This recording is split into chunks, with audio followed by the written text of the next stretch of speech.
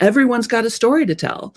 And to share that with the world, to take the time to write even a blog post, much less a book, your dad's not wrong. It's time consuming and it's hard. Mm-hmm. There's a reason most people don't do it. It's hard. But when it's done, you've got something that will live on outside of you and hopefully after you. Got a treat for you. Sam Bennett, first of all, former actress, funny, smart, is on here with us today. She is an author, she's a speaker, and most importantly, she's here to chat with us about how you can write a book, the ins, the outs, the do's, the don'ts, and why you should, and gives us some insight that I didn't even know myself after publishing my own book. Wish I'd have met her before. And by the way, she's a woman after my own heart with the 15-minute method, which we also get into. Listen in, this is good. Do more by doing less. With me, Charles Alexander, for small business owners, startups, and busy folks. So when we're talking about the Executive Book Writing Club, is it just for execs? Can I write a book? Can anybody write a book? Can an entrepreneur write a book? Everybody can write a book. And in some ways, it has more to do with executive function than it does with being an actual executive. It's more about actually being in a group of high-minded, high-vibe people who will support you in your vision of getting your writing out there. And frankly, not only do you not have to be an executive, it doesn't even have to be a book. Sometimes a book is not a book. Sometimes a book is better if it's a Substack or a slideshow or a workshop or a bumper sticker. So that's part of what we get into is like, what is the best way for your message to get out there? And if it is a book, how do we structure that book so it gets you the result you want? So how long, let's back up. How many books have you written? Several. A number. Depends on how you're counting. I've had 2 books traditionally published by New World Library. The first one was called Get It Done, From Procrastination to Creative Genius in 15 Minutes a Day. Hey, bookmark that. We're coming back to that. Yeah. It also, P.S., by the way, got endorsed by Seth Godin, which... Yes. So, and bookmark that too. So when we circle back, you got like 2 killer, what am I losing? Testimonials on your website. We'll call them testimonials. But yeah, Seth Godin, and I'm going to always butcher his name. Michael Keegan. Keegan-Michael Key.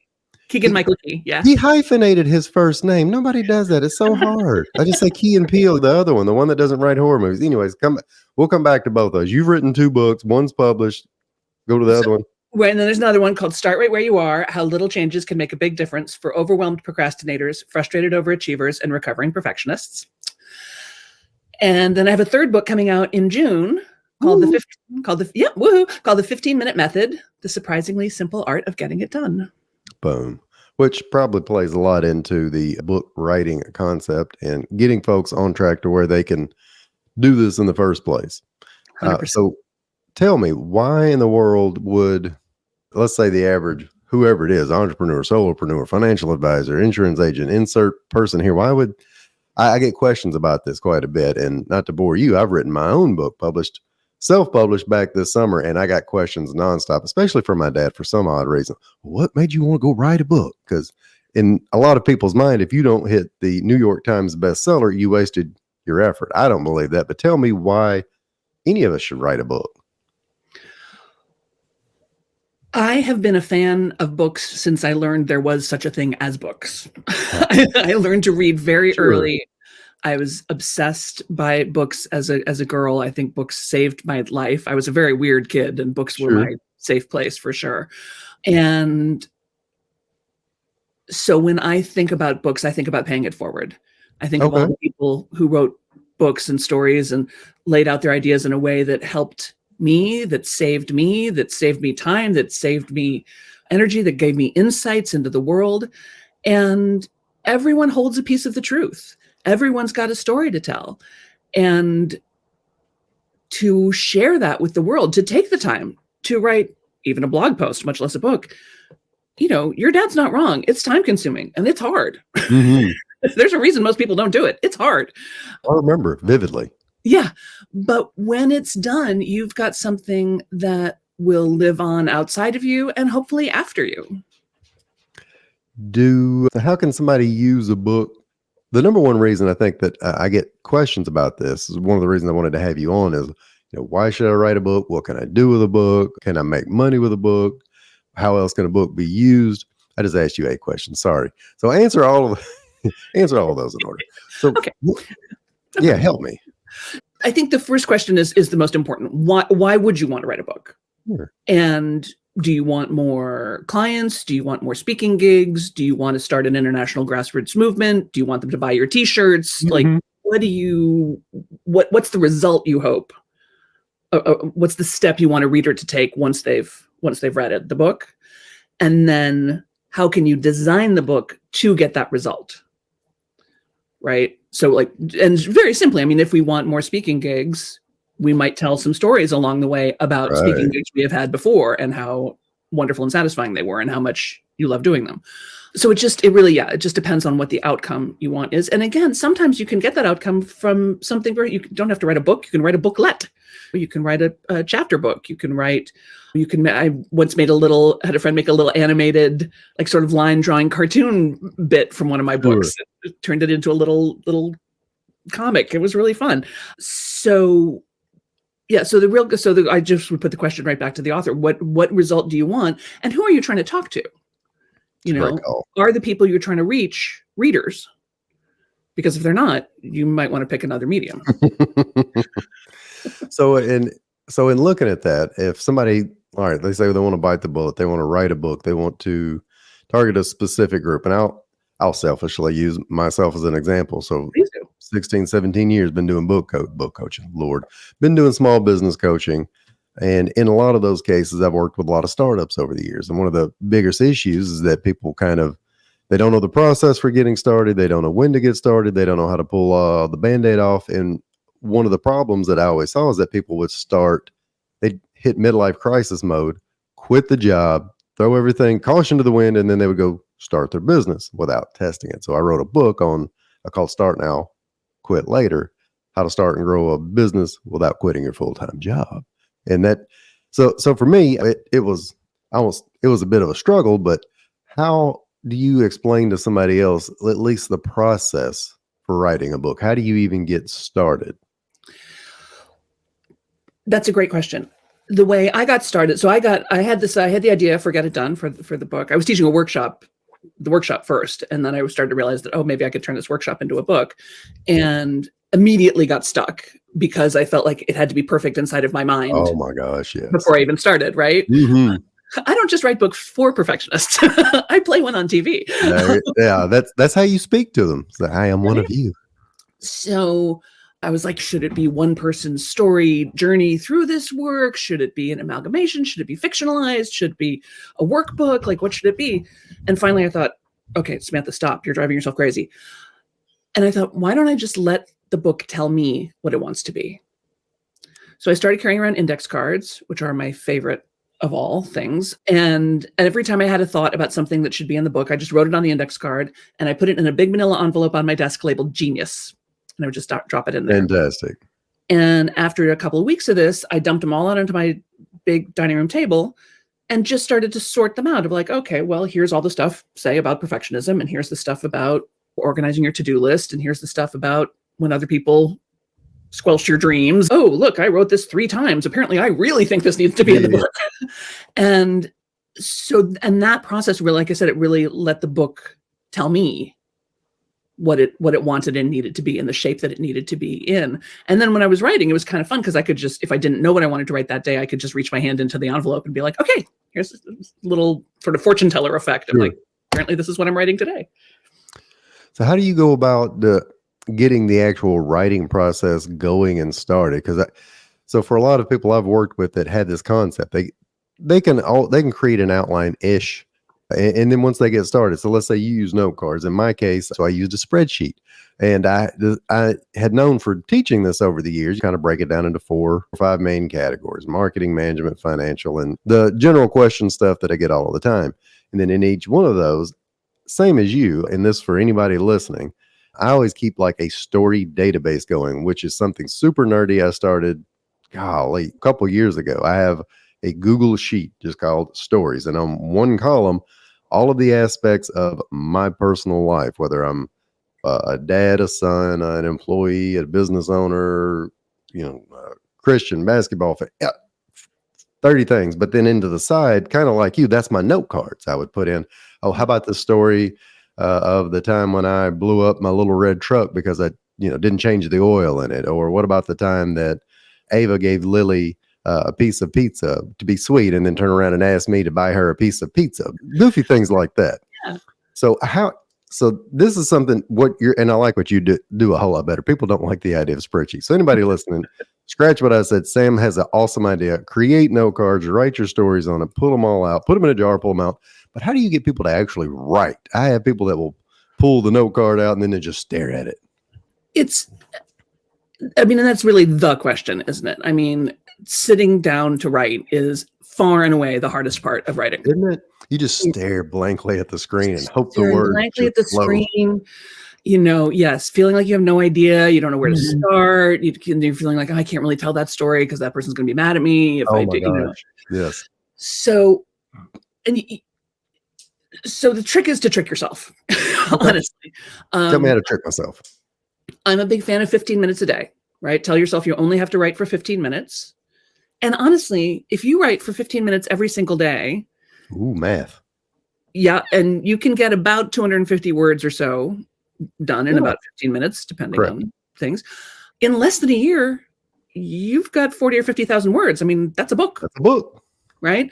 So don't underestimate the power of tiny steps, but also start in the middle.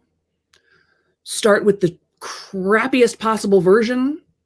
Write the dumb version. You're like, and I've been known to put in things like, I'll write something and then I'll put in capital letters, make this better later. Insert great story here. Like if I can't quite think of something, that's a great idea of having the spreadsheet with the stories though. That's fantastic. Because I can't count how many times I go back to something I've done before and I'm like, oh, that's a great teaching story. Why don't I tell that story anymore? That's a good one.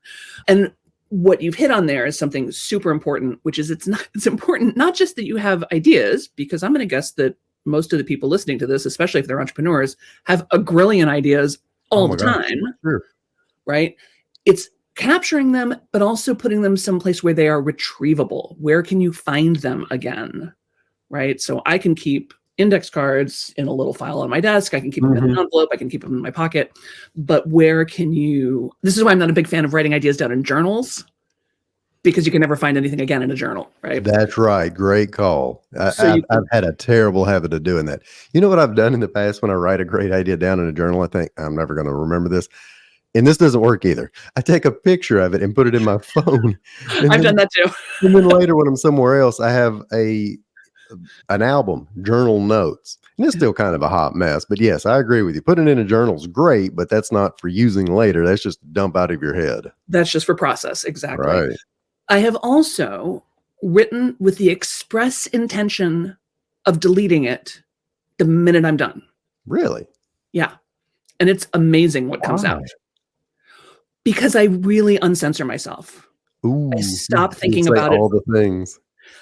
I stop thinking about it from the reader's perspective, and I just put everything in there that I would ever say. And it's usually a lot more. I kind of take off the brakes. And sometimes I do delete it. Sometimes I'm like, okay, that was a good exercise. And that is way too private for me to share. Yeah, I used all the bad words in this part. And Sandy from the 3rd grade will never speak to me again. Exactly. Here's the thing too about worrying about what other people might think or using. First of all, most people have no idea.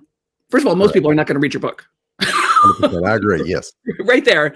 Almost no one is going to read your book. Don't expect your family to read your book. Don't expect your friends to read your book. They make them buy it, but they're not going to read it. Don't expect them to read it. And what was I? Oh, I had one story I wanted to tell that involved my family, my extended family. And I'm always really reluctant to do that. I am not very forthcoming about the details of my personal life because I don't think it's anybody's business. I don't think that's what's interesting about me. And my niece and nephew did not ask to be public people. I have put myself out here and say, like, I'll be on podcasts, I'll write books, I'll be a public person, but they have not asked for that. So I don't even put pictures of them on Facebook much, even though I have the best niece and nephew of anybody ever. Sorry, everybody else, I won. So I did that thing. I wrote the story just like as though I was going to delete it completely. Because I couldn't figure out, I was like, how do I tell this story so that I'm not embarrassing anybody in my family? And I thought, well, I don't know how to do that. And I thought, okay, well, just write it as though you were willing to embarrass them. Like write it as though you were going to delete it. Yeah. And once I had it on paper, I was like, oh, this is actually, if I just change this and move this and change this detail, no one would ever know it was anybody. It was actually a much easier problem to solve, but only once I had it on paper. That is brilliant. And when I publish this book, in terms of, I don't want to break the confidentiality of my clients. So when I would have a good story, and I put that in the beginning of the book, the names have been changed to protect the innocent and the guilty. And you change the name, you change the gender, you change the industry, you change a couple of details. And by the end of it, even though you're still telling the correct tale, that you have exposed that person 0%. And I'm the opposite of you, and I really shouldn't be. I'm not a major social media poster, but in terms of podcast and book, my poor family, if they ever do decide to read, and they don't, you're right, they don't read, they don't listen. Yeah, but when they do, holy cow, yeah, that I'll be in some trouble. With that being said, so let's say you go through the process, you've getting stuff written, it's put together, you're somewhat happy with it. One of the big things I had to learn about was editing. And what do you tell people in terms of getting their book edited? Yeah. I wasn't sure how I was going to feel about being edited, honestly, but it turns out I really love it. If you've got a good editor, you finally have someone in the world who cares about your book as much as you do, which is a beautiful thing. And all of a sudden you've been there all alone with no tapping with your own little fingers. And all of a sudden there's somebody else with their brain and their brilliance going, I wonder if we could shape this so that the story is more powerful. I wonder if this doesn't dilute this a little bit. I wonder if you shouldn't use the word really 18 times in this chapter. Correct. Yes. Let's remove all the intensifiers, all the reallys and the veries and the muchlies. Yes. Let's take out almost all the adjectives. You've told this story 3 times. Yeah. Let's for sure take out all the adverbs. And I had an editor one time who was brilliant and not much of a sense of humor. So I got my manuscript back, and there's all these little notes where she's like, sort of with question marks, like, what is this? And I'm like, it's a funny joke is what it is. But it was really valuable because I was like, actually, Sam, if she didn't get it that it's a joke, maybe it's not that funny. Or maybe you could make it funnier, or maybe you're just distracting yourself and just make it. Maybe you got the wrong editor. Well, but like I said, it was kind of good to have an editor. It's like hiring a team. You don't want to hire a team that has exactly the same skills as you. You want to hire a team that has complementary skills. Where do you find an editor? Well, I was traditionally published, so my publisher good gave me the editor. But where do the rest of us find an editor if we're not getting traditionally published? The rest of us would look probably on Reedsy, REEDSY, Reedsy. There's a couple other really great resources for writers, depending on when you're listening to this. Resources come and go all the time. And the other thing I would do, and I think this is true if you're looking for an editor or an illustrator or an agent or a publisher, is find the books in your category, like the other ones that would be on the shelf with yours, that you really love, and look in the acknowledgments and see who they thank. That's smart. Yeah. And you can kind of vibe it too, because sometimes they're like, I'd like to thank my agent so-and-so. And you're like, oh, okay, a little chilly. Other times they're like, I cannot say enough about my wonderful agent so-and-so is the most incredible person of all time. And especially if they drop little tidbits like they have beautiful daughters and love basketball and go to church. You're like, aha. So now I can do a little more research on this agent. And when I reach out to them, I'm not just going on cold. I love the work you did for so-and-so on their book. I also love basketball. Let's talk. How do you shop yourself out to, let's say you get traditionally published, I self-published. How do you go about, if I decide to write another book and I've got one in me, how do I go about finding a publisher that will publish it? Well, again, I would look for the other publishers in your space, which is often specialized in areas. New World Library was founded by Shakti Gawain and Mark Allen. They publish Eckhart Tolle. They publish a lot of personal development, self-help, self-improvement, and a lot of super woo books. Like if I was writing Amethyst Past Life Healing Regression Therapy book, I would totally go to New World Library because they do a lot of that kind of stuff too. So that, like with like, I would find the other publishers that do that. I would get somebody to help me with my query letter. Because that's what I was going to say. How do you pitch yourself to them, though? You pitch yourself with a query letter, and it's got to be absolutely fantastic. It's 'Cause you're got to writing it. knock. There's a lot of places where I'm like, get a C. Don't worry about it being perfect. Just get it out Mhm. there. See what happens. Mhm. Your query Just like letter that. has to be perfect. Gotcha. It really does. Don't chat GPT it. Don't chat GPT it. Right. No, no. That but that's great advice. Go find other books you like, find the space you like, look at the publisher, look up the publisher, and then pitch yourself. And I assume for a lot of people, you might not just pitch in one and done. You may have to pitch a few, correct? Yeah, and usually you wanna maybe pitch, like, 2 or 3 at a time, and you can let them know, "I'm putting this out to several agencies," or you can say, "I'm only submitting this to you because you're my first choice and I love you the most. I have no safety school. It's all you. I have no safety school, it's all you." So and that will let them know to, like, maybe get back to you a little bit quicker, Mm. but it's torture. I mean, it's the publishing industry is a terrible, terrible, terrible business model. Um, everything about it is broken. I don't know how it even how it Mhm. still exists, really. But and one of the great things is there's so many alternative ways. If you really want to publish a second book, I would make sure this first book sells like gangbusters. Get as many sales, as many 4 and 5-star reviews as you possibly can, because that's what'll if they see that you've written a book before but it hasn't done that well, Mhm. it's going to be hard for them to say yes. So tell me then, how do you go about getting your current book? Or how do you go about getting a book to after you get it published? How do you get it marketed? How do you get 5-star reviews? Well, you find the people who are really in need of it, right? I Gotcha. mean, just like any product, who are the people who are waking up in the morning going, I can't believe I still have this problem. You Mhm. know, the people who are about to, as you say, I think they call it off ramping at corporations, right? Mhm. People who are mid career and they're so sick of everything, they just quit. They don't have a plan. They just get Right. off at the next exit. They're just, I'm done.